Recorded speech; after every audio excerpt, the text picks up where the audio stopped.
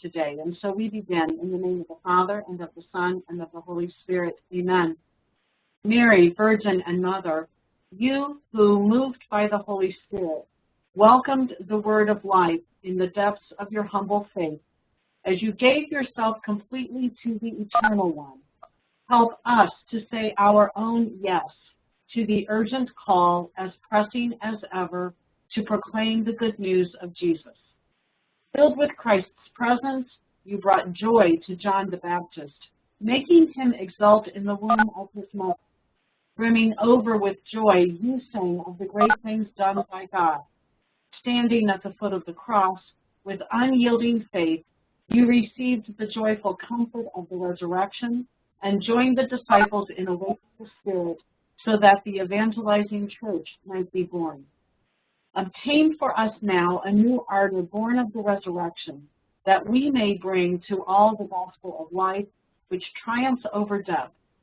Give us a holy courage to seek new paths, that the gift of unfading beauty may reach every man and woman.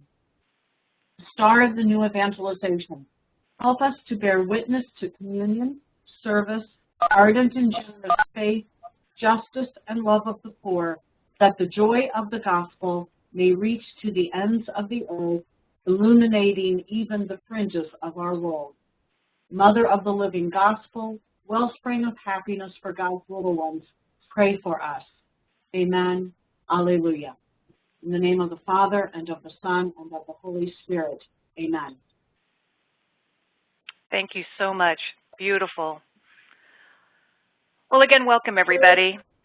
Again, my name is Stephanie Moore, and I'm going to do a quick introduction of our speaker for today. I'm thrilled to introduce her to you. I've had the awesome opportunity to know her for the last 10 years as part of a leadership development program we both deliver for the company that she works for, NetApp. When I first heard this presentation, I immediately thought of all of you and all the work that you're doing and the impact of engagement in that sense of belonging, and how much of this is tied to neuroscience and the things that she's going to be talking about today, I think are very practical and things that we can absolutely bring back into our communities. So let me give you just a little bit of her background. Elaine-Marie is currently the internal leadership development consultant at NetApp, where her focus is on building world-class leadership capability at frontline and senior leadership levels. I personally have seen her in action. She is phenomenal. She has over 20 years experience in leadership and talent management. And for that last 10 years, she has focused primarily in leadership development. She partnered with a colleague to introduce a neuroscience mini-series showcasing the advances in the field of neuroscience and the implications for leaders.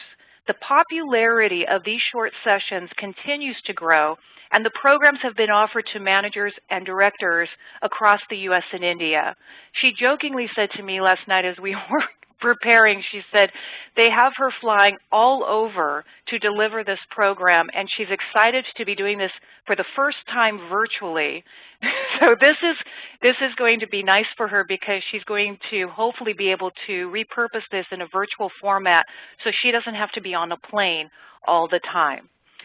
The interesting thing about Elaine-Marie, she has worked internationally. In fact, when I first met her, she was working in the UK where she was living. But she's also lived in Germany, France, and she speaks 4 languages, including English, German, Spanish, and French. We will be doing this session in English. It is a passion for her. It is her hobby, and she takes every opportunity to learn about it. On a personal note, she and her beautiful daughter, Gabriella, who is 11 years old, live in Sunnyvale, California. They both attend the Church of the Resurrection, and her daughter attends Resurrection School. So I am thrilled to introduce my dear friend and colleague, Elaine-Marie Bohen. Elaine-Marie? And Elaine-Marie, I'm going to go ahead and unmute you and pass you the ball. All right. Thank you, Stephanie. Thank you for that wonderful introduction. Can you hear me?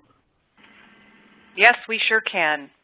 Wonderful. Thank you. And thank you, everyone, for the opportunity to be with you today. I am so excited to be running this session with you. As Stephanie said, this really is a passion of mine and something that I have enjoyed researching and reading about and talking about with people. And Stephanie also mentioned that I work for NetApp, and I'd like to just take a minute to say something about that, because one of the reasons that I have been with NetApp for as long as I have, which is 14 years, really is central to the topic that we're discussing today, engagement. And one of the first things I heard about NetApp when I interviewed with the company and heard a lot of after I joined was this aspiration to build a model company, to really build a company that cared deeply about its key constituents, its employees and partners and shareholders and the community in which we operate. And this really is evident not just in what we say, but in how our customers and our partners speak about us. In fact, if you were to go onto our company website and look up our company information, one of the first things that you would see is this video, which is our employees talking about the culture of the organization and how that impacts our customers' success.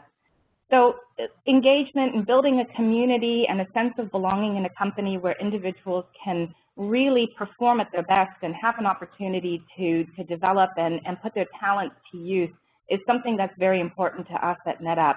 So I was thrilled to discover that my passion of neuroscience and on the topic of neuroscience and this whole sense of engagement are actually much more inextricably woven than maybe we would have thought about previously. And so part of what I'm really hoping to share with you today is a little bit of insight into how closely interwoven these topics really are.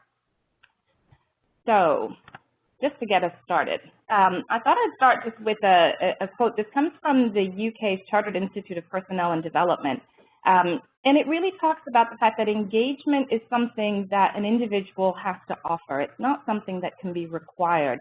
And so, as we think about engagement and how that plays and shows up in the different communities in which we operate, the extent to which we can create an environment and that sense of community and a desire to interact with each other and to contribute really is what drives the sense of engagement. It's not something that we can expect people to bring, but we can very much influence and create the conditions under which individuals feel that and want to contribute and want to expand that sense of belonging.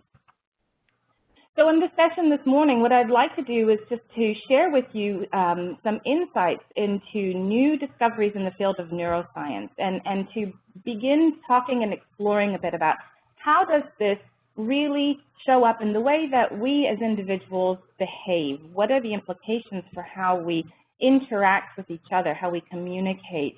How and why is it that our brain has so much influence over the way that we behave as individuals?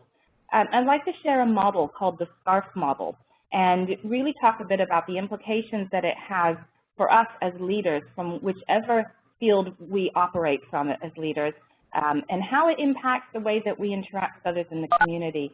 And then finally talk a little bit about how neuroscience is able to influence levels of engagement and what are those ties between neuroscience and engagement. And I'm excited to share some new research that has come out very recently, which really shows that that link is much harder between engagement and neuroscience than we previously may have thought. So what I'd like you to do is in the chat section on your screen, just recall a time when you were given unexpected critical feedback. Maybe somebody chastised you in public or called you up for something that you didn't think you had done incorrectly, but their feedback was the other. Just think about how that feedback made you feel. And just in the chat box, just type some ideas. How did that feedback make you feel in the moment?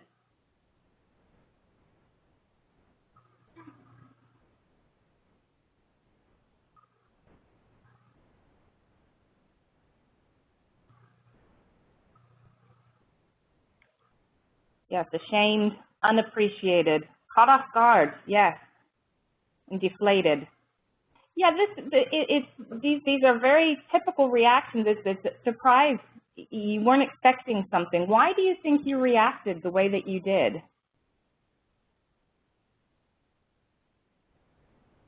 Fearful, yes.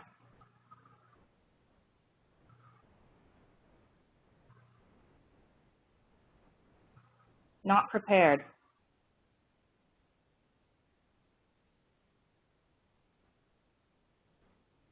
Yes, this person has the power to fire me. Need to be perfect to have it all together. Absolutely. So this is really interesting, the comments coming in. And as we go through looking at how control, yes, so as we look through how the brain has evolved to be structured and why it's evolved in the way that we have, it really gains some additional insights as to not only why we react the way we do to those situations, but the extent to which these reactions are very much out of our control. They happen incredibly quickly at a subconscious level. And even though we may choose to react more considerately or more thoughtfully to situations like this, oftentimes the reaction is so quick that we don't even have an opportunity to process it and to react in a more controlled way.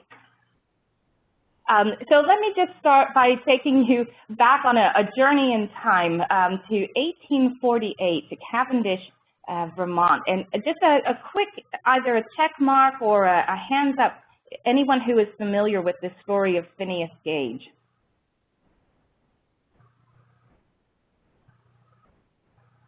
So it looks like this is a fairly new story for you, which is great. That's exciting for me. So Phineas was a foreman on a railroad in Cavendish, Vermont. And if we think about this time, the mid-1800s, a lot of what the purpose of the railroad company was, or the workers on the railroad, was to clear land to enable the tracks to be laid. And Phineas was a foreman of a team that did exactly that. They cleared land to lay tracks. So Phineas was a model employee. He was very much someone who was well respected within the community. He was very kind. He had a nice, even temperament. He was very much loved by his staff that reported to him. All around a very upstanding citizen and well-rounded, nice individual. So on this particular day, Phineas was laying the charge. And what they did was they dug a hole, filled it with explosive powder, and then with this instrument here called a tamping iron, they packed the charge into the ground and then lit the charge, and it exploded to open the land. So on this particular day, Phineas had laid the charge and he was tamping it, he was packing it down with the tamping iron, and the charge lit and exploded. It sent this rod, this tamping iron, which is about 43 inches long and weighed over 13 pounds. It sent it up through his jaw, in his cheekbone, through the top of his skull, and it landed some 90 feet away. A really, really incredible accident. What was even more remarkable was that Phineas actually survived this accident. Apart from being blind in one eye, physically he recovered. But what was remarkable about Phineas's story and sad, he has become known over time as the most famous patient in neuroscience history. And it is because of the observations that his doctor recorded after the accident. And that was that his friends no longer recognized Phineas as the Phineas they knew before the accident. His temperament changed. He became prone to fits of profanity and violence. He was unable to hold down his job. He was eventually let go from the railroad. He was unable to hold down a job at any point in time after that, and sadly died at a very young age of 36 following a number of seizures. What Phineas's story actually was is probably the first chronicled case in neuroscience. It was the first indication that there was a link between brain trauma and personality, or personality change. And more significantly, that trauma to certain parts of the brain could trigger very different types of behaviors. So fast forward now to present day, obviously things are very different. We don't, thankfully, have to rely only on sad stories like Phineas's to be able to observe how the brain operates. And we have something called fMRI, the tongue twister, functional magnetic resonance imaging. And what this does is it tracks the oxygenation of blood in the brain. So when a part of the brain becomes active, it requires more energy, more blood. And so the blood supply shifts to that part of the brain. and fMRI is able to track where that oxygenated blood flow is going. And through this, scientists are able to see which parts of the brain are active during which different cognitive functions. And so we're able to now see that in different situations and in processing different types of tasks, different parts of the brain are activated. So we have a much better understanding that different parts of the brain are responsible for different things. So not that this is going to be an anatomy discussion whatsoever, but a couple of points that are helpful to know about the brain, the amazing brain. It is approximately 3 pounds, approximately 2 to 3% of body weight, but it requires a phenomenal amount of energy. 20% of our blood supply in the body goes to operating the brain alone. 500 out of every 2,000 calories that we consume go to just keeping the brain functioning. So whilst it is a small, relatively small organ in proportion to our overall size of our body and weight, it requires a huge amount of energy and the body's resources to maintain. So what makes it so unique? Well, up to probably a decade or so ago, most scientists would have said that the size of the brain was directly related to the cognitive function that we have. So in other words, 2 mammals with roughly the same brain size should have roughly the same cognitive capabilities. And yet this brain on the left belongs to a chimpanzee, and the one on the right belongs to a cow. So possibly the creators of the Far Side cartoons were right, and cows have much more advanced cognitive functions than we know about, but I think most of us would agree that chimpanzees are able to outperform cows when it comes to cognitive function. So it's not just the size of the brain that makes it unique. There's a lot more that goes into what is it about the different brains that are so unique, and why are our brains different in the way that they show up in our cognitive abilities, our behavioral reactions, etc. The 3 key themes that really influence the topic that we're talking about today. The first is the basic organizing principle of the brain, and we'll go into this in some more detail, but it's essentially that the brain has evolved in a way to move away from threat situations and toward reward situations. The second is this notion of the social brain, how our brain has evolved in a way to require specific social connections and experience pain when those social connections are not present. And then thirdly is this notion of the negativity bias. And this really is saying that our brains have a filter through which we view the world, and that filter is more negative than positive. And that's not saying that people are inherently pessimistic or that we're inherently glass half empty people, but what it is saying is that from an evolutionary standpoint, it was very important for the brain to be critical when taking in its surroundings, because basically it was a factor of self-preservation. The 2 parts of the brain that are particularly related to our topic, the first one is the prefrontal cortex. So from an evolutionary standpoint, this is the most advanced part of the brain. It's the newest part of the brain. And it's responsible for executive functions, they're called, things like critical thinking and problem solving. It's what we rely on mostly in our world today as primarily knowledge workers. It's incredibly powerful, but it has limitations. It can operate for probably up to 90 minutes at a time without needing to refuel. It takes up a huge amount of energy. A lot of the blood flow and then the oxygenation of the blood that's required to fuel the brain goes to fueling the prefrontal cortex. But as I said, it has its limitations, and approximately every 90 minutes, it really needs to recharge those batteries. The second part of the brain that's relevant to this discussion is the amygdala, and this is maybe something that you've heard referred to as the reptilian brain. The reptilian brain is the oldest part of the brain from an evolutionary standpoint, and its primary function is to scan the environment for threats. And it is hypervigilant. It does this incredibly quickly.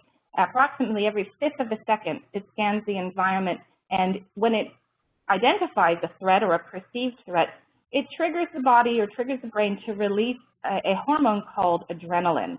And this is something that you've probably heard of as well. when adrenaline is released into the body, it has a very peculiar effect in that it shuts down blood flow it shuts blood flow down away from the internal organs, away from the brain, and pushes the blood out exclusively to the hands and feet.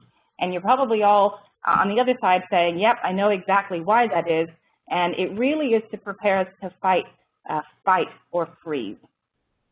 These are very much, as I said, from an evolutionary point of view, this is a self-preservation mechanism. So the amygdala is very much about identifying a threat and preparing us to deal with it. The organizing principle of the brain, as I mentioned earlier, really is to move away from threat situations and toward reward situations. So if we think about in a threat situation, the amygdala is triggered and we're in this very uncomfortable state of high alert. When we're in a reward situation, more pleasure-related hormones are triggered in the body and we're in a greater state of happiness, or we feel good about the situation, and it's something that, we want to move towards. And then finally, from an organizing, or from the key themes, the last topic I wanted to touch on is this notion of the social brain. And this is really critical to the topic that we're covering today, and very critical to the concept of engagement. So if we think about, again, from an evolutionary standpoint, humans, so mammals generally require a caregiver from birth, but humans in particular, we are wholly reliant on caregivers to provide us with food and water and shelter. We're unable to fend for ourselves when we're born. So the nature, the strength, and the quality of the social bond that we have with our caregiver really is critical for us to be able to survive. And the interesting thing is that the brain has evolved in such a way that the social structure in the brain, when it recognizes pain, has actually piggybacked on the physical pain structure of the brain. So what that really means is that when we experience a social pain, the same parts of the brain are activated as when we experience a physical pain. So it really does not distinguish between an attacker coming at us with a knife or someone berating us in public. The same parts of the brain become activated. And if you think about even just the terminology that we use when we talk about pain, we talk about hurt feelings or broken heart or cut to the core. They're words that we use to describe social pain that very much mimic the words that we would use to describe a physical pain. And in fact, researchers or studies that have been done on the terminology used for social pain in 15 different languages found that the terminology was borrowed from the pain terminology. So it seems more than a coincidence that, that we describe pain and that we experience social pain so viscerally and so much like we experience physical pain. So again, in terms of the brain structure, the same parts of the brain, as I said, are activated when we experience social pain as when we experience physical pain. And likewise, the same parts of the brain are activated when we experience social pleasures.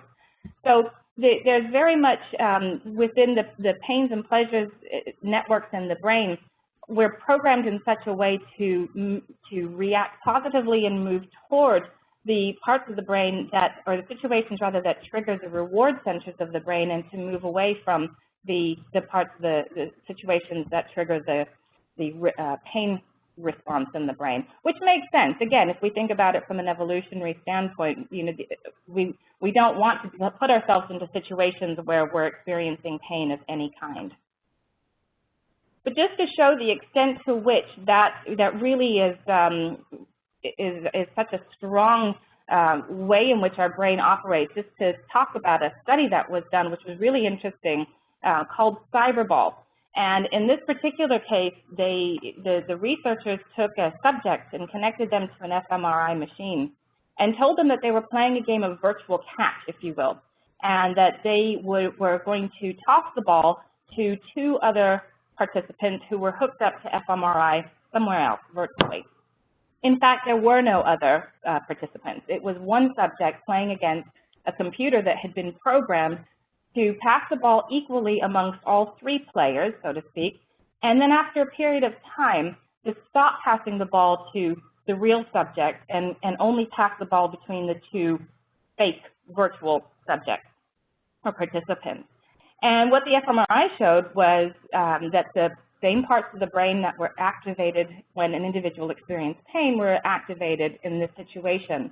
And again, like some of the comments that we saw earlier when we talked about that receiving unexpected feedback, what the subject actually reported, self-reported after the study, was that they experienced this sense of exclusion, of humiliation, of rejection, that they didn't matter.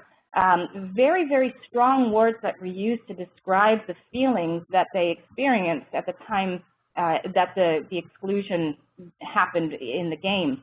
And even to the extent that individuals were told afterwards that there was no other player, there were no other players, they were playing only against a computer, they still continued to experience that social pain.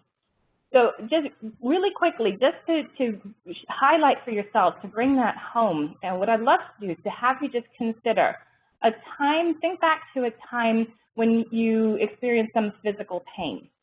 And just maybe put this into the chat. Maybe you broke a bone, or you trapped your hand in a car door, you tore a ligament.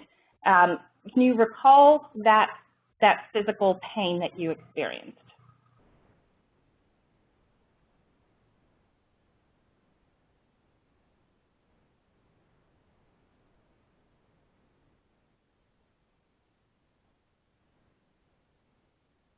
Yep, surgery.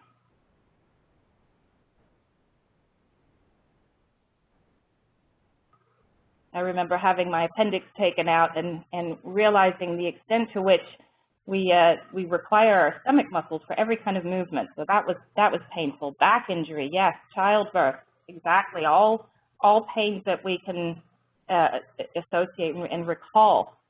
Now just think to a time when you, yes, a radiator burn. Oh, a staple from a staple gun. That sounds painful. Broken shoulder. So we're able to recall this physical pain, a time in which we experienced a physical pain. But I'd like you now to think about a time where you experienced a social pain. In other words, a breakdown of a relationship that was important to you. Maybe the loss of a loved one, or a relationship has broken down. A social pain that you experienced. Divorce, yes.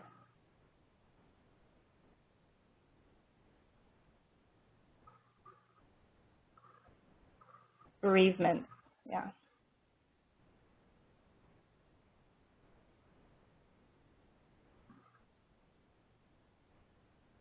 So if we think back to a physical pain and think back to a social pain, which one do you recall more vividly today?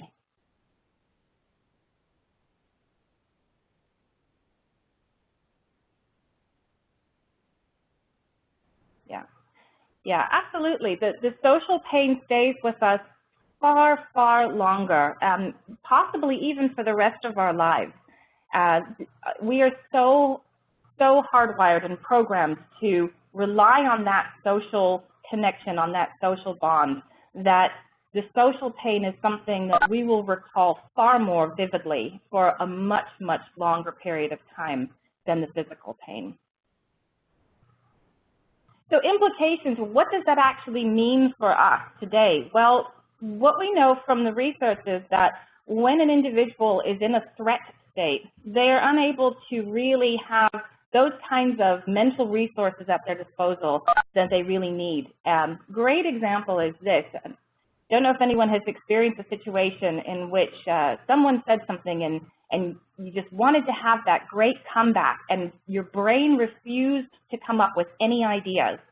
And then driving home an hour later, you realize, oh, I should have said this. That is a great example of where the amygdala has kicked in. It's flooded the system with adrenaline, and the prefrontal cortex is unable to operate. And so what research has shown is that in situations where individuals are in a threat state, the mental abilities, the ability to really think creatively, solve problems, communicate eloquently, influence, all of these things that we rely on are greatly diminished. And conversely, when someone is in a reward state, the ability to do all of these things is magnified. And so to the extent one study had two groups. One group was shown an image of a maze, like this one on the screen, with a mouse, and at the center was a piece of cheese. And the other group was shown a maze with a mouse, and at the center was a predator, an owl. And after studying the image for a while, both groups were given a problem-solving activity to go through. The group that had watched or looked at the image of the mouse with the cheese far outperformed the group that had looked at the image of the mouse with the predator. The reward state, they were in a much more comfortable mental state, and it really enabled the creativity, the problem solving, the innovation to come to the surface, whereas the group that had viewed the image with the owl subconsciously were in more of a threat state, and so their ability to really think creatively and to be innovative was reduced. And so it does have a big implication on how we act and interact in our daily lives. So when the amygdala takes over, when it perceives a threat, the smallest things can get blown out of proportion. And I know that we've probably all experienced this, where we reacted or overreacted to a situation, and then in retrospect thought back and said, oh wow, that was a greater reaction than was required. And this, sometimes you see people saying guilty. Yes, absolutely. I think we all have to say guilty to that one. But this is a great example of the amygdala and its hypervigilance, picking up on a situation that it perceives to be a threat, and the reaction that we then have ensuing. So David Rock and the Neuro Leadership Institute have identified 5 domains, as they call them, or 5 areas in which we can either feel a threat, a social threat, or we can move towards and really crave a reward state. And these are around status, certainty, autonomy, relatedness, and fairness. And I'm just going to take you through that model. So again, we're talking about we want to optimally move away from a threat state and move toward a reward state. The status is really about an individual's relative position within a community or a group. And there was a study that was done of the British Civil Service that showed that the higher ranking the individual was within the civil service, the longer their lifespan. So there's actually data that shows correlation between status and longevity, lifespan. So it is about access to resources. If you think about this again from an evolutionary standpoint, status meant that we had access to food first or to shelter. Even in today's world, we have access, more access to medical resources in some cases based on the status that we have. So again, at a neural level, the brain is looking for indications that my status is being upheld or my status is being threatened, because again, from an evolutionary standpoint, status is linked to survival. The second is certainty. Our brains really are they are prediction craving machines. So our brains crave predictability. They don't like things to be uncertain. So you think about a time where, for example, you maybe were waiting for someone to come home, and 5 minutes late, you're not so worried. 10 minutes late, and then you start to worry, and pretty soon you're seeing the mental images of the news headlines going on, and car crash, and all these horrible things. And again, the negativity bias of the brain means that we begin to catastrophize when we don't have information. We start to fill in the gaps with, unfortunately, things that are often not even true. So to share a quick story, a very good friend of mine from the UK who works with British Airways, and she shared this story of a man who was on a transatlantic flight, and he was terrified of flying, and I can sympathize with that because I don't like to fly. Anyway, very early on in the flight, the man was, he saw one of the cabin crew members pick up that little phone in the cabin, and she spoke into the phone, and then she had a very strong reaction, gasped and sort of covered her mouth. The man just thought, oh my gosh, something is wrong with the plane. So he waited for hours, towards the end of the flight, he finally said he saw the same cabin member and asked her to come over, and he said, please, tell me honestly, the plane is going to go down, isn't it? And she said, why on earth would you think that? And he said, no. He said, I just need to know. He said, I saw you early on, and, you picked up the phone and you spoke, and then you gasped and had this reaction, and I'm sure there's something wrong with the plane. And she said, oh, no. She said, it was nothing to do with that. She said, what happened was it was the bursar calling me from first class and told me that there was no Diet Coke, and it was my job to do the inventory, to do the stock take, and make sure that each cabin had the right amount of drinks. So very quickly, based on such a small piece of evidence, he drew a whole new conclusion as to what he thought was going to happen. So when we don't have information coming in telling us what something is about, we fill in those gaps very, very quickly and very subconsciously. And very often, as I said, because of the negativity bias that our brains have, we fill them in with information that is less than helpful. I just wanted to share this with you. Just take a moment to read this.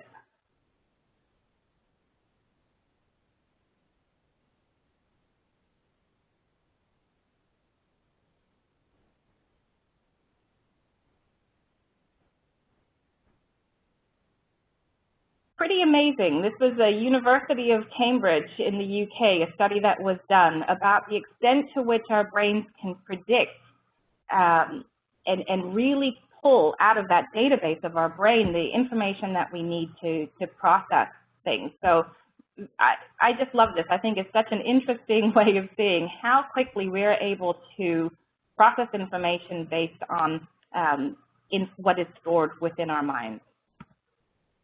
So the next element of the SCARF model is autonomy, and this is probably one of the most important aspects of these social domains. And autonomy really is about the extent to which we have control over our own destiny. So when we think about, a caged animal, how a caged animal reacts, we need to feel a sense that we are able to shape our destiny, to control our destiny. So the extent to which someone's autonomy is either threatened in a workplace, we see that micromanaging, individuals who are not given an opportunity to take ownership for their work and do the work in the way that they feel is most important, this sense of autonomy can really be threatened. The next one is relatedness, and this, are you friend or foe? And again, we know that the negativity bias tends to show that we typically, when we encounter someone for the first time, are less likely to view them as friends. And this comes, from an evolutionary standpoint, we were very tribal. We needed to rely on the individuals within our tribe for survival, for food, for safety. And if there was a stranger, it presented a possible threat. And so we tended to view people that we didn't know as possible foes, associated with danger. And this is really strong. We still build these sense of communities and connections today, and we do so very quickly. I was running a workshop a couple of months ago, and it was a two-day class. And at the end of day one of the participants came up and said, you're not going to make us move to different tables tomorrow, are you? Because we've really formed this strong group in this table over here, and we're having great dialogue, and we're really getting along well. I said, no, I don't tend to do that. You should be okay at your table tomorrow. The next morning, and I'm not kidding, this is a true story.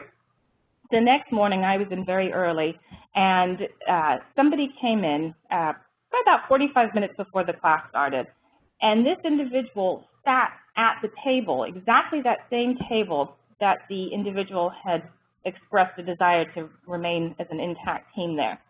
And I thought, oh, I'm just going to have to watch how this plays out. And sure enough, as people started coming in, and the individuals who were sitting at this table came in and they saw this stranger, this new person sitting at their table, and they first looked, and they kind of looked around, and then they all began to sit at their original table, and they actually crowded this other participant out. Just through their body language and the fact that they all kind of grouped in at the table, they really indicated that, you know, you're not part of this community. You're not part of our group here. And that individual actually got up and moved back to a different table. It's fascinating to watch in practice in just such a small, absolutely, we have our pews as we do in church. There's that favorite place, you know, and you get to go park your car and someone is in your spot. So we really quickly form these little communities and these groups that we feel comfortable in. And what the neuroscience is showing us is that our brains are really wired to do that. It's part of that need that we have for the social connection and for those groupings, those connections that we have. And then finally, the last element of the SCARF model is fairness. And this really is about an inherent need that we have to see or to want there to be a sense of fairness in the things that we do. And there's a lot of research that's done in this. It's very interesting. Individuals who are participating in research groups would prefer to have 50 cents out of $1 when that dollar was shared equally with 2 people, than to receive $5 out of 10, $5 out of 20 when the $5 was disproportionate to what the other person had. So our sense of fairness overrides the desire for the larger monetary reward, which is really fascinating. I watched a TED Talk the other day, a guy by the name of Simon Sinek, who's very interesting, he's a management philosopher. And he talked about this notion of fairness in the context of, he was talking specifically in the context of the big banks and these big bonuses that banking executives were paying themselves, and our sense in the community, in the world, that this is fundamentally unfair. And he proposes that it's not the size of the award or the reward that we perceive as unfair. It's the fact that we don't perceive the recipient as deserving of the reward. And he says, you know, would we complain if we, you know, had proposed to give Gandhi a $1.5 million bonus? Probably not. Would we complain or would we perceive it as unfair to give Mother Teresa a $2 million bonus? Probably not. So it's not the size of the award. It's not the financial amount that we find important, rather the fairness and the equity with which it's distributed. So there's a lot of research in this sense. And you think about children, you know, that's not fair, that's not fair. Fairness is something ingrained in us. And a lot of, you know, question, probably the reason that we enjoy doing as much philanthropic work as we do is because of this sense of fairness, the sense that we're helping other people. So when these 5 social domains, when they are perceived threats to these 5 areas, or any of these 5 areas, it does trigger that amygdala situation. It is perceived as a threat, which we now know from the neuroscience is treated by the brain in the same way as a physical threat. And when adrenaline and all these hormones like cortisol go through the body, it's not just the fact that you at the moment are feeling stressed or are unable to respond to a situation. It actually has long-standing effects, very detrimental physical effects on the body, bone demineralization and atrophy of brain cells, and you know, inability to learn. So this is not a state that is positive and not a state that we would want anybody to be in over time. And the important thing really about it is just this recognition that the social pain is as damaging to the body in this sense in terms of triggering this kind of physical response as a physical pain would be. And we wouldn't tell someone who broke their leg to just get over it. And yet our tendency when someone is feeling hurt is to kind of react that way, you know, suck it up, or, you know, come on, get past it. And so we have this strange unbalance, if you will, that we treat a physical pain as being more worthy of our attention than a social pain. And yet what all the research is showing us is actually the social pain from a neural point of view is treated no differently.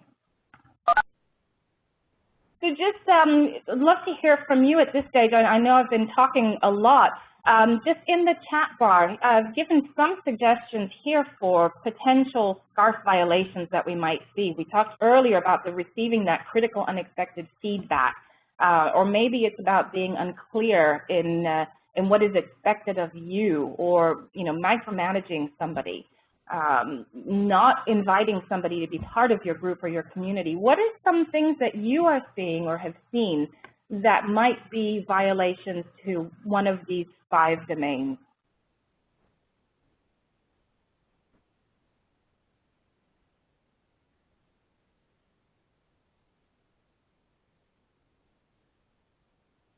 And while you're thinking, I know I had a couple of questions that came through privately with regards to access to the recording. And Stephanie, I'll let you answer that one if you don't mind. I'm not sure what the process is for sending that out.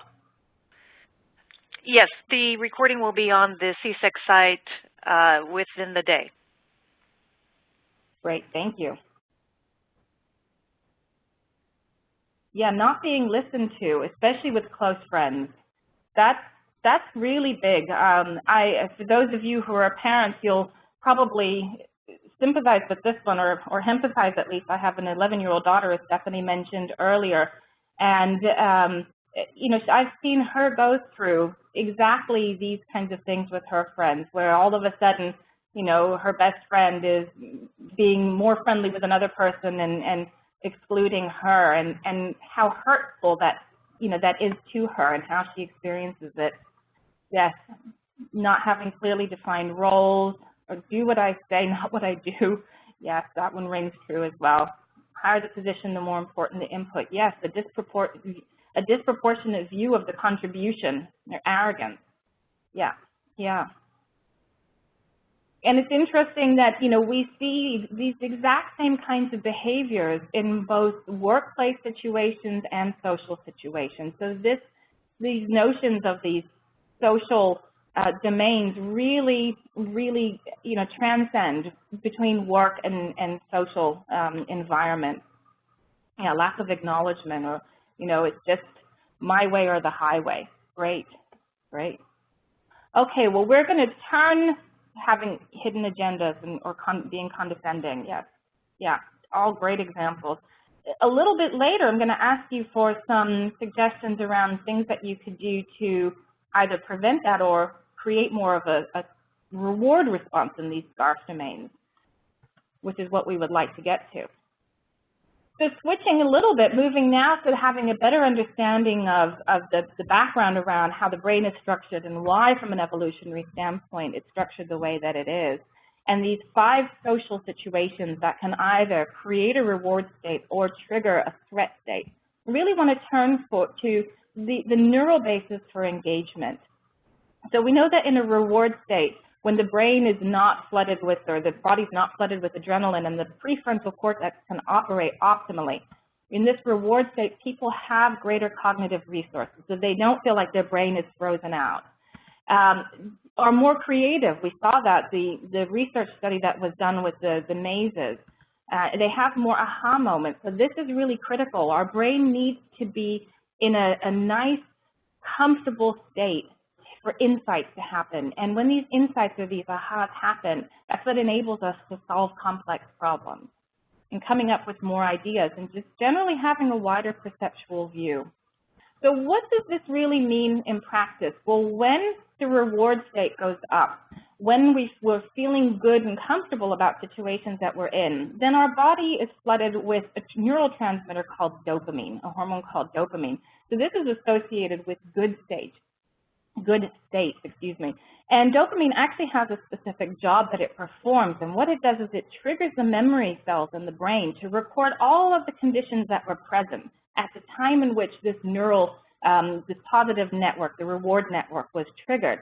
And so we look for and identify and try to seek out those situations that will trigger that reward state. And it becomes almost like a positive self-fulfilling prophecy, if you will. The more that we engage and interact in situations that trigger a reward stage, the more our brain says, yes, this is good, I want more of this, the more we come back and we redo those same things and our engagement levels go up. conversely, when we're in situations where we feel a threat state, we know that the amygdala kicks that adrenaline into the system, but it also stores memories of that event in our brain as well. And so subconsciously, when we are in a situation where we experience a threat, we tag that, we recall it in our brain, and we move away from those kinds of situations in the future. So if we're in an environment where we feel that we have been excluded, we're more likely to avoid that environment in the future because, you know, even at a conscious level, why would we want to put ourselves in a situation where we're feeling uncomfortable or excluded?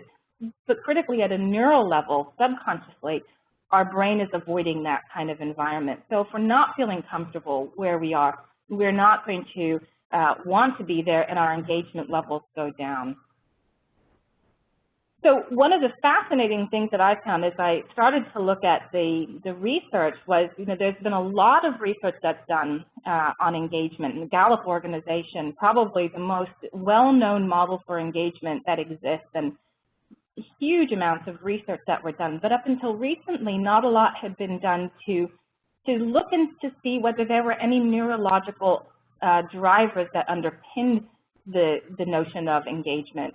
And very recently, researchers are finding that, yes, there are. And the fascinating thing is what they're finding is that from a neural perspective, those 5 SCARF domains tie really closely to Gallup's Q12 questions.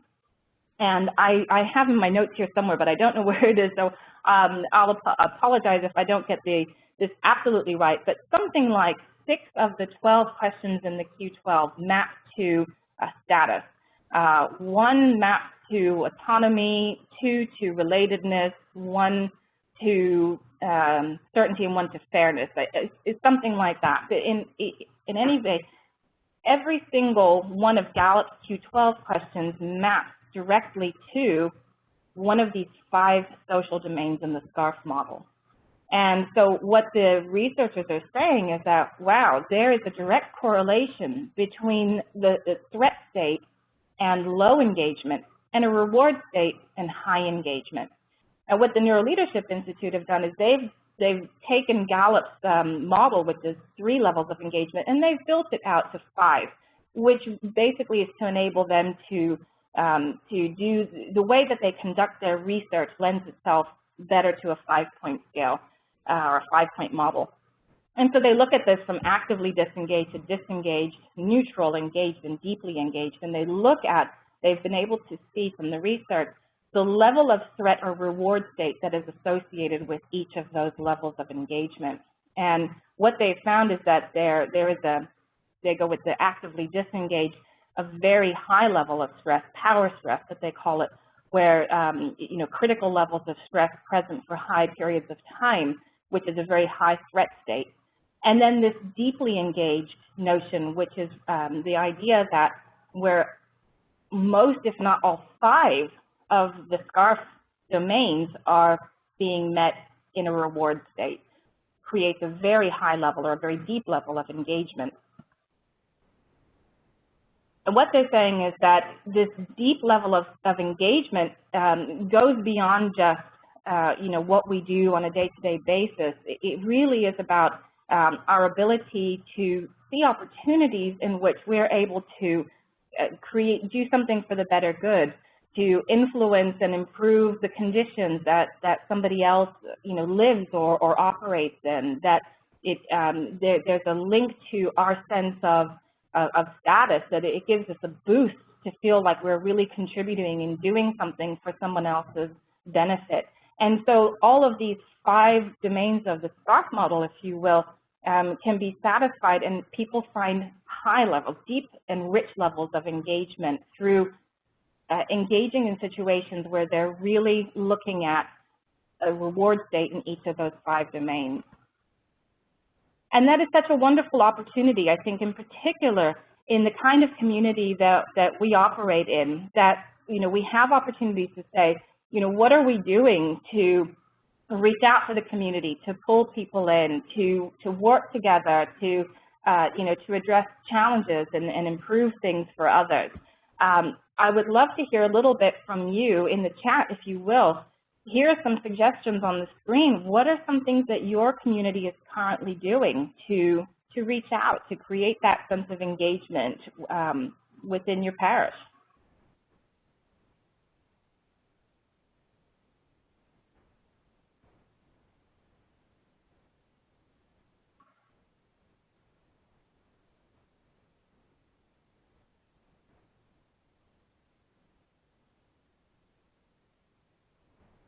Yes, yeah, continual effort to get people to feel included, to open up, break down barriers. I find it interesting in our community, what's really nice, our school and our church are actually located on the same area. So our students go to Mass every Friday, and then on Sundays after Mass, Sundays at Mass rather, you have not just the families from the school, but the broader community. And so then when we typically go for donuts and coffee and everything, and it's a nice way to interact with not just members of the school, but members of the broader community. And so that's, I think, it's a nice benefit that we have, that we are co-located like that. A campaign called the Strategic Engagement Initiative to involve all. Leadership opportunities, yes. Stronger sense of community. Hang on. That's great. Encouraging groups for Bible study, yeah. That's wonderful. Lots of great things going on within your communities, and I know from Stephanie that you're all very, very active in this space and really encouraging and trying to increase the levels of engagement within the community. Small group work, yeah. Wonderful. That's great. So just really to wrap this up, when we're experiencing social pains, when our social needs are not being met or when we're being ignored, we really disengage. We have this negativity bias, and we have this, filling the gap with the catastrophizing. I'm not getting that word right today. These negative emotions, they become a spiral and they become contagious. But when we are in situations where we are feeling comfortable and happy with the individuals that we're working with or interacting with, we feel good. And our bodies are filled with these pleasure-related hormones like oxytocin and dopamine that tag those situations and say that, yes, we want more of this. And participating in activities that really touch on these 5 GARF domains are great opportunities to increase sense of engagement within individuals. So I just wanted to close with a quote from a poet. I love this. I may not remember what you said, but I'll always remember how you made me feel. And this is something that somebody earlier said, do what I say, not what I do. I think this is just such a nice quote that really shows that that social connection, how we feel about the situation, really does transcend almost everything else. So just thank you for for letting me come and speak with you. And does anybody have any questions?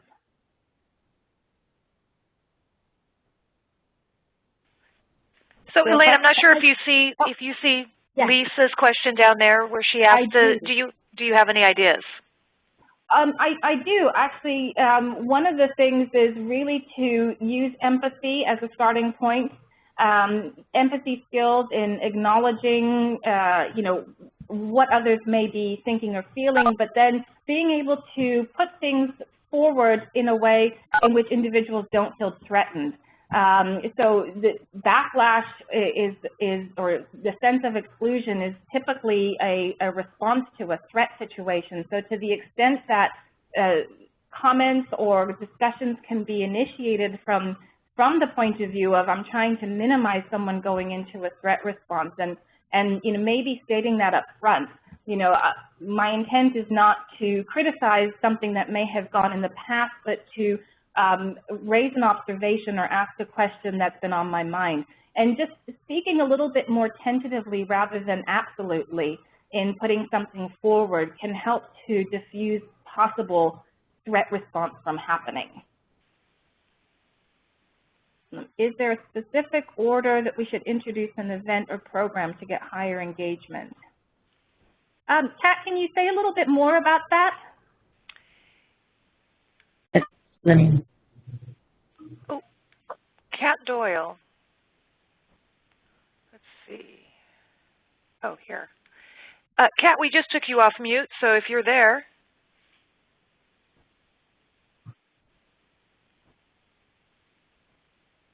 Or maybe in the chat. So I'm not sure if the question, is there a specific order in terms of the SCARF domains?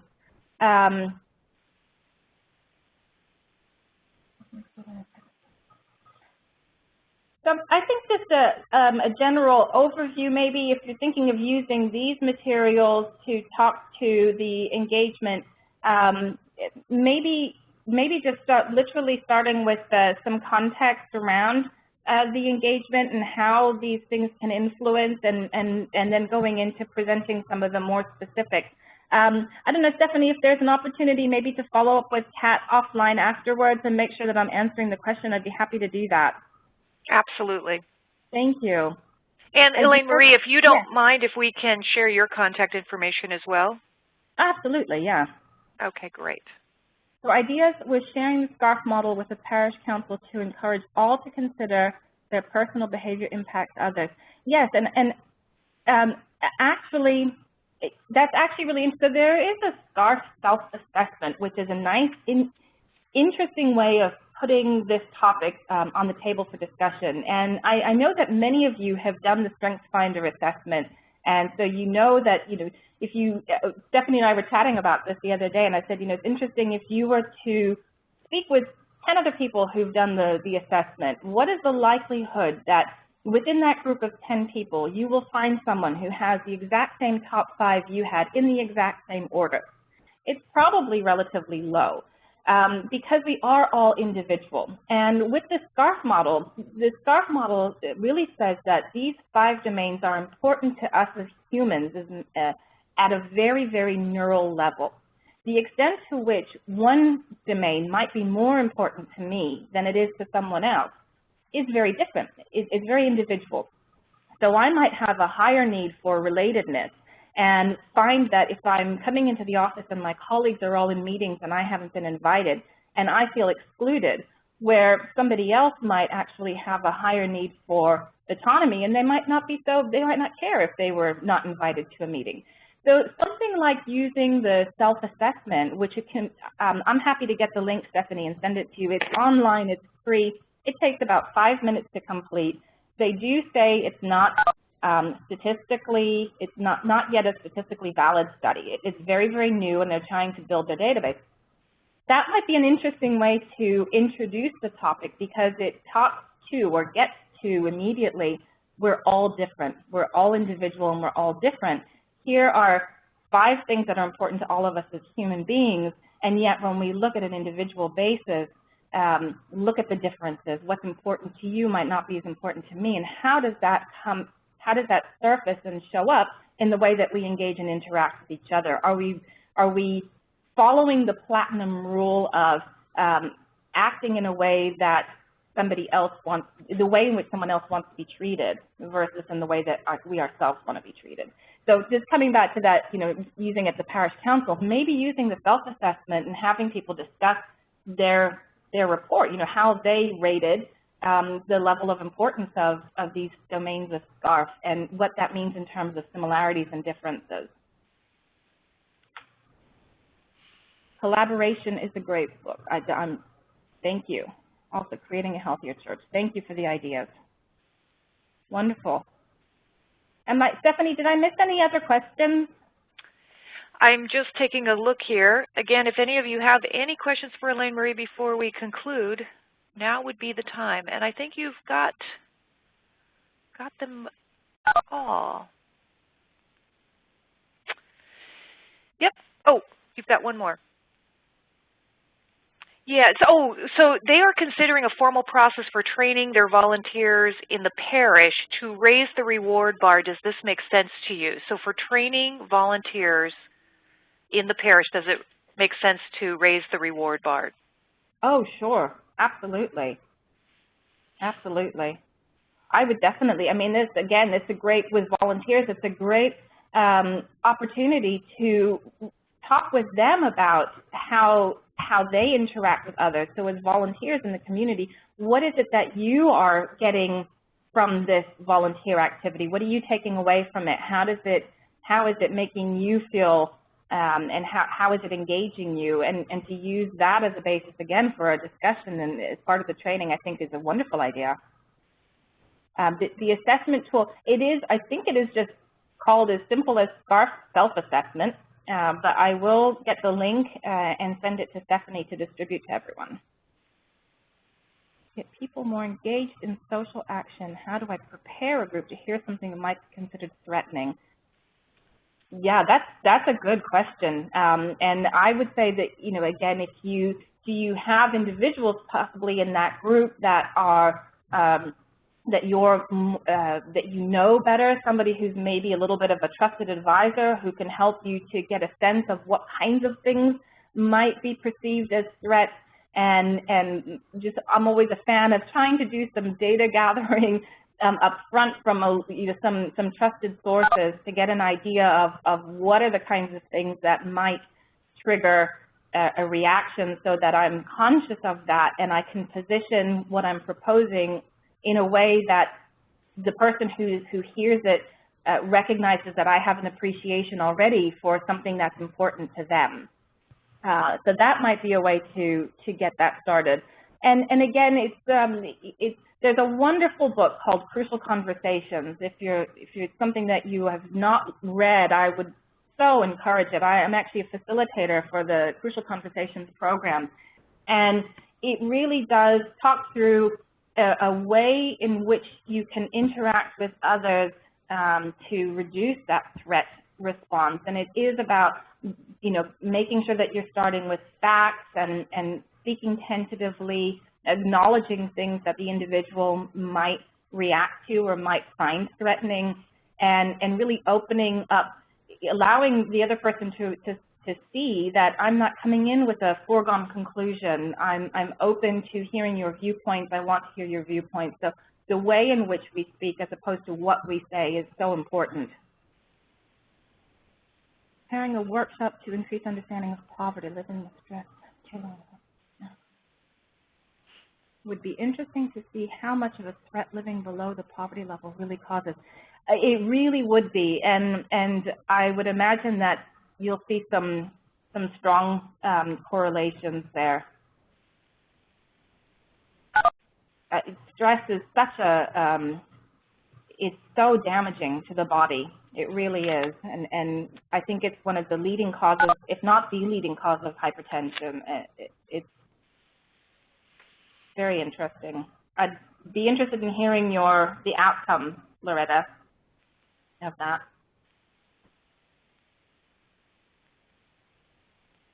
Okay, any other questions? Well, then at this point, Elaine-Marie, I cannot thank you enough. This has been absolutely wonderful, and I'm applauding on my end, and I'm sure everyone is. This was just amazing to hear this information and how it directly ties to what all these amazing leaders on the phone are doing. And yeah, I see a lot of thank you there. So, thank you. Well, thank you. Thank you so much for the opportunity to speak with you. As I said at the beginning, it's such a passionate topic of mine, and happy to, you know, Stephanie, any other things that I come across, I know I can send your way, and if you have other questions that come in, please let me know. Absolutely. And we will, as we said before, be posting the recording as well as a modified version of this deck onto the CSEC site. So if you want to go ahead and do that, that would be great. For those of you that are new, and I see a lot of new people on this call, if you have not joined our community, the CSEC community, we encourage you to do so. It is a place where we come together to share. A lot of the recordings from past events will be on there. A lot of great documents and wonderful ideas that people are doing are on there. Even in the chat, I was noticing some great resources that we would love to get this all compiled on this site. We see constant activity going on and people really taking advantage of this, but you'll notice a lot of times there are different conversations happening, and the learning that goes on, I think, is just so wonderful. So if you're not a member, please become a member. Also, if you have topics like what you heard today from Elaine-Marie, if you know people who would offer 90 minutes of their time as Elaine-Marie has had, we would love to get, or you yourself, if you feel that there's something you'd like to provide the community, we are looking for ongoing topics, leading edge thinking, being able to bring not only the CSEC Live, but the toolbox, which is practical things you're doing, you know, in any of these areas would be greatly appreciated. So either reach out to Lisa or myself and let us know what you'd like to offer, or get us connected to those people that have that topic, and we would love it.